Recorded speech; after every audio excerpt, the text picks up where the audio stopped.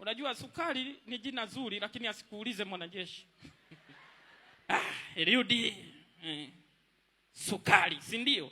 Baba, nafikiri ni mimi najiita, ni watu tu. Maana wanajeshi wanaweza wakasema tukulambe. Ni sukari wewe.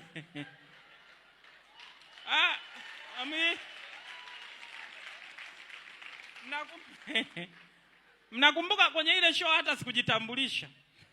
Kwa sababu ni ngumu, namwambia eti Mheshimiwa Rais. Ndugu yangu. Wale watu wake walio pembeni, mama ni wetu wote, ila kuna wanaompenda zaidi, wanakuaga pembeni yake. Wale wanakupiga unatoa sauti hii. Alafu kiulizo wamekufanya nini, unasema waache tu. Uzuri serikali yetu sikivu lakini mimi. So wakaja wakaniita.